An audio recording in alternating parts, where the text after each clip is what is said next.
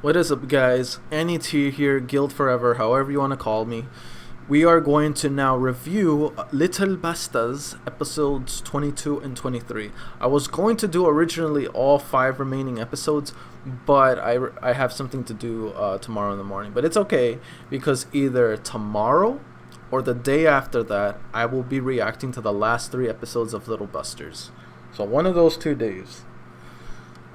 It feels like these 2 episodes, I feel like these 2 episodes were a good way to end it, because these 2 episodes felt like the conclusion to KUD'S arc, which I gotta admit was a damn tragedy, and it almost looked like she was gonna die. And I'm not gonna lie to you, like, god damn, KUD'S has a way of really getting you to the point of depression and suddenly lifts you back up in a really beautiful and colorful ending for each character's arc. And I do have to admit, seeing KUD'S was definitely one of my favorites. I love her. I hate her mom, though. Her mom is selfish as fuck. Excuse my language, but I mean, come on. She abandoned her child for her dream. Why? If you're not prepared to raise a kid throughout all her years, then you shouldn't have had a child at all if you were not going to be there for her. Note to self, guys, never bring a child into this world if you're not fully prepared to raise it yourself. Otherwise, you are just going to leave that child with many hardships and many pain. Like, honestly. And I swear to Christ, if it's that one thing to where, like, she was in love with someone and she had sex with him and whatever, and instead of abortion she decides to keep the child, fine. I'm just saying, if you were not prepared for a child, you should have had an extra layer of protection, if you know what I'm saying. So that was on you. Oh man, but still, yeah, I do not like KUD'S mom at all. Not even a little. Even though she recognizes that she left her daughter all alone throughout these years, that is more reason to freaking stay with your kid, not freaking leave to outer space and have your freaking have grandpa pretty much be the parent, which is supposed to be your job. You're the parent. You're the mother. You're her biological mother. She's your child. Raise your damn child yourself. Don't have just daddy do everything for you. Honestly, some of these parents in anime really piss me off, because they bring a child into this world not fully prepared to raise them the way a parent should, not pretty much disown them, forsake them, or leave them in the care of someone else.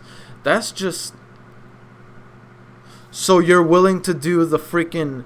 So you're willing to have sex, but you're not willing to deal with the aftermath of it. Literally, some of these Japanese people are not fit to be parents and are not fit to have any kinds of sexual intercourse, because they don't have protection. If they don't have protection, that means they are fully aware of what's going to happen afterwards, and yet they do not take responsibility. Honestly, like, what the hell? Swear, these people don't take responsibility for their shit. It really drives me crazy to see, like, you have this daughter who is longing to be with her mother more than anything, but yet she is so understanding. Honestly, if I was her, I would have been like, F my mother. She was never with me. She wasn't there for me majority of my life. Why should I give a fudge about this woman, or even look up to her for that matter? Be like, nah, I'm good. I'm good with Grandpa. He's been with me, so I'm good with him. Grandpa's okay in my book. F this other woman.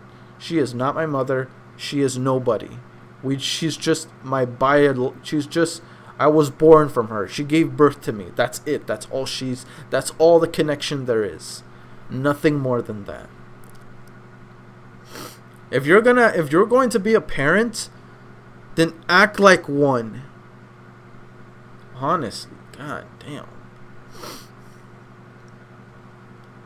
But yeah, overall, like I really did enjoy KUD'S story. I was really worried toward the end, but thank goodness. I love the way how her story ended though. It was very colorful, majestic, and just downright great. Like overall the story was great. Possibly one of the best ones. I mean, for me it was Kamikita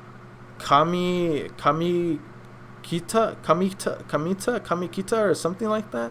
The blonde one with the pigtails. At first it was her, then it was the twins that for me I thought was gonna top everything. But then KUD'S story came around. I'm not gonna lie. I'm gonna have to say KUD'S story is number 1, twins is number 2, Kamikita or whoever you call that blonde pigtails girl, she's number 3. I wonder whose story we're gonna see next. Maybe Ricky's? Because we need to solve that issue with his necrolapse or something like that. His, going unconscious, sleeping without him knowing when or how it's going to happen. So we need to address that. We definitely need to address that. But yeah, overall, these were fantastic episodes. Really made me fall in love with KUD'S character even more. I'm not gonna lie, I almost broke out into tears. I was this close. I kind of teared up like toward the end. My eyes swelled up a bit, but I never really went through sobbing mode, if you know what I mean. But still, like, I was pretty close. God damn. But yeah, overall, fantastic story. Loved it a lot actually. So overall I'm pretty much enjoying Little Busters for the most part. When I first started this reaction, I was a little worried that I was gonna forget a few certain things, but not for the most part. I did remember everything. I remembered mostly because the first thing that came into my mind when I was watching is that, man, now I remember this arc. It was with that horrible mother. Now I remember. That's the first thing that came into my mind immediately. KUD'S piece of trash, horrible, neglecting mother. That was the first thing I remembered. Because, my God, that woman is a disgrace to all mothers out there. Because I've went through anime series to where parents are not there for their kids because of choice or because of an incident. Like, if it's by incident, it's whatever, because they did something for their kid.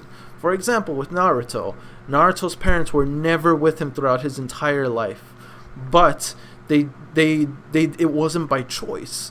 They sacrificed themselves to save the village and to save Naruto before being attacked by the Nine Tails. So, it wasn't exactly like, it wasn't exactly their, like, choice to leave Naruto behind. They did it for the good of the village and for their son.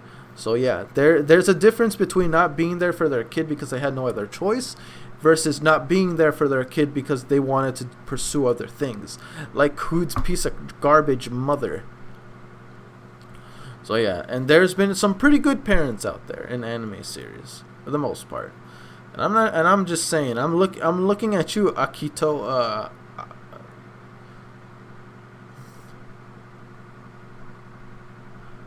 Fudge.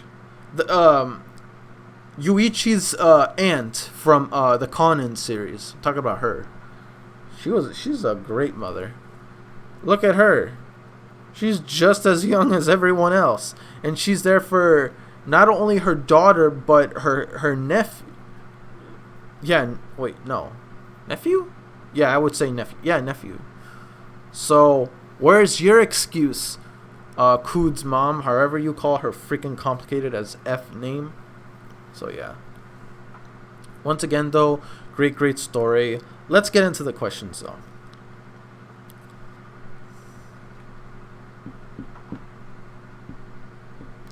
What would be a good question to start off with?